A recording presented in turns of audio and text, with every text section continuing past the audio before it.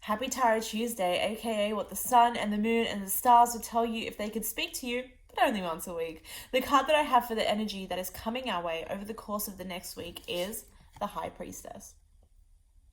So she sits very early on in the hero's journey or the fool's journey throughout the tarot, and she comes straight after the magician. So she is the feminine counterpart to the magician tarot card.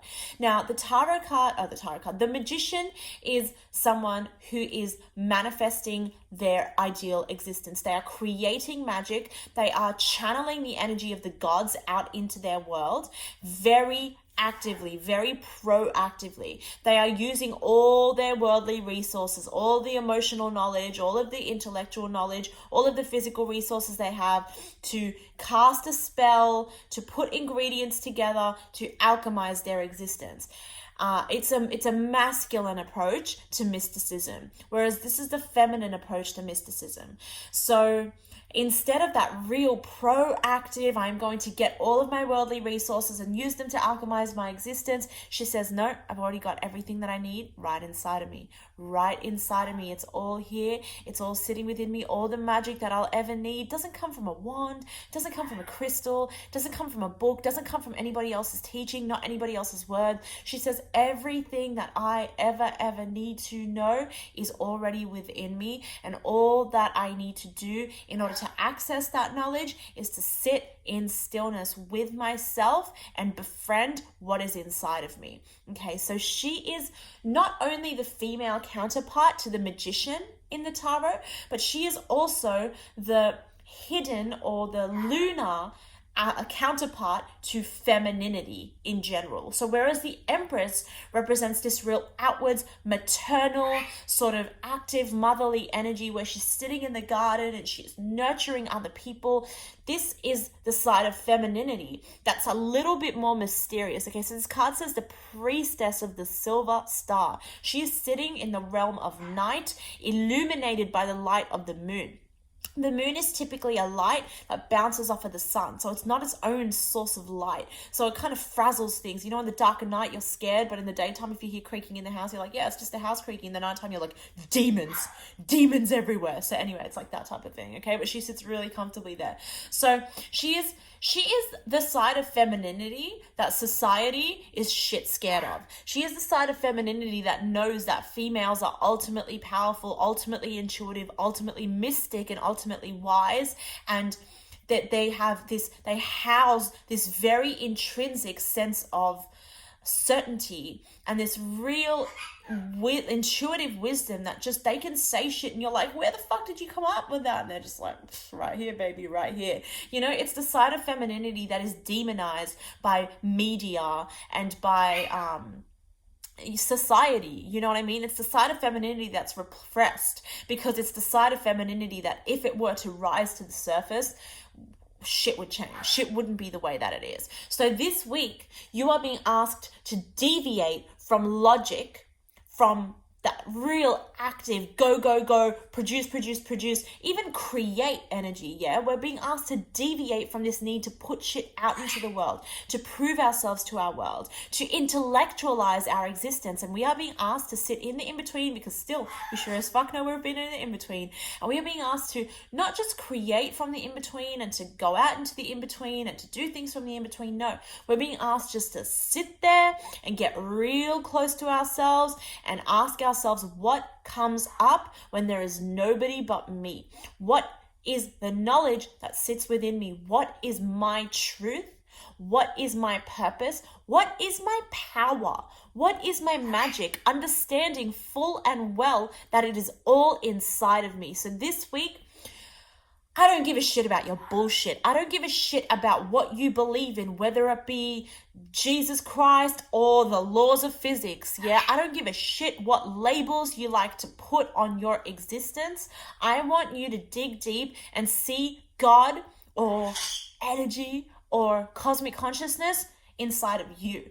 Because there's a thing where we need to see God and we need to see divinity in all that we do and in everybody around us, including ourselves. So this week, I want you to sit there and I want you to think to yourself, hey, what if I was a goddess? What if I was a god?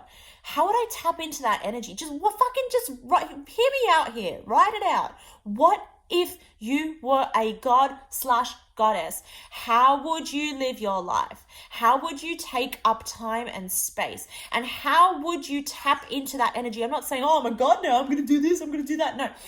You're already that right now. You're listening to that, you're already that. So how do you tap into that? How do you understand that, oh shit, there's the knowledge and wisdom of a millennia, there's infinite knowledge and wisdom sitting inside of me. Like, shit, how do I tap into that, and what is it going to show me, and what does it mean for my existence?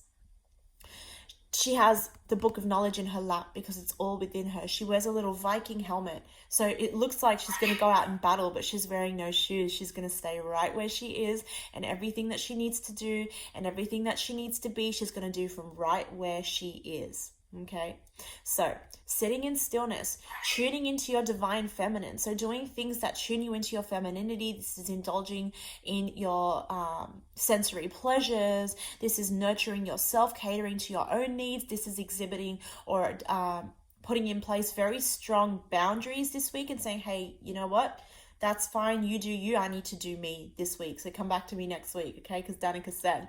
And this is about sitting in the in-between. How do you sit in the in-between? What does that mean? This is talking about meditation. This is talking about doing a lot of yoga, doing a lot of meditation, doing a lot of movement practice, cooking yourself nourishing meals, doing things that honor your body as if it were a temple. Make offerings to yourself. Create spaces in your environment.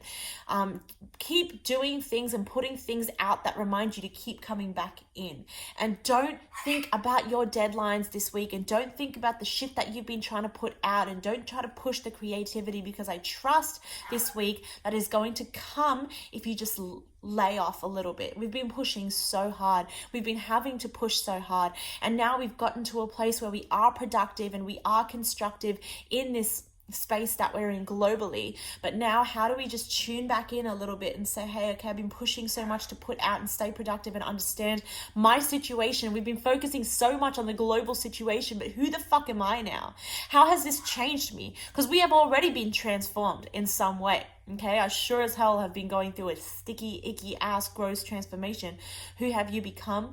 What does she have to say? What does he have to say? Okay, and another thing is, when this inside voice speaks, don't intellectualize it. Don't hyper-intellectualize it. Don't try to analyze. So if you are sitting in silence and a little voice says, hey, you are God, don't try to be like, oh, that's a weird thing for my ego to say, or like that's just my brain coming up with mystical experiences, or what if it was God speaking and you just hyper-intellectualized your way through that, so you refused to receive that message. Don't let yourself do that this week.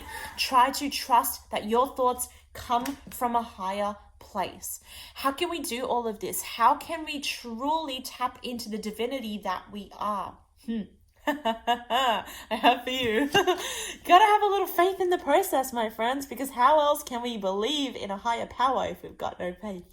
So it's something that the religious institutions got right. I'm not shitting on religious institutions. I'm just shitting on everything in general, but also not. So here is someone that has laid themselves bare. So this week we're asking for a lot of vulnerability, because there is a strength in vulnerability, because vulnerability is how you sit close to yourself and your truth and what you are feeling and what everything feels like and means to you. She's got her hands in prayer, eyes closed. Trust.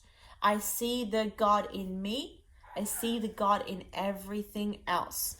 So when I say see God, and I use the word God, even though I don't like that word, but it's a good blanket term for energy, divinity, power, creation, whatever.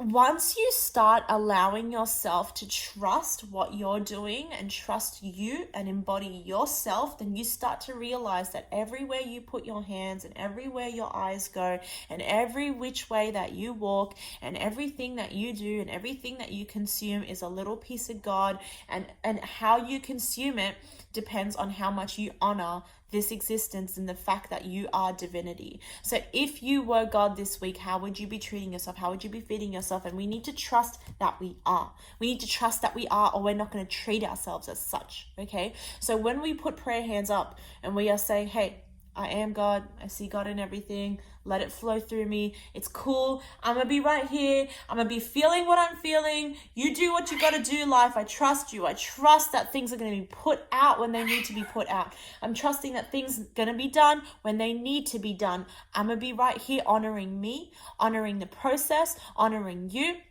sitting close to what I'm feeling, listening to these messages from within, and letting them be received not with my mind but with my body. And that's why she's in a little cart and it says faith on the side, and she's like, take me where I need to go. I trust, take me where I need to go. I trust that even though I look ultimately passive and ultimately submissive right now, that I am in an extremely powerful place, and therefore I will be carried where I need to go. And see that there is a power in this submission. There is a power in this vulnerability. This is not weakness. This is strength.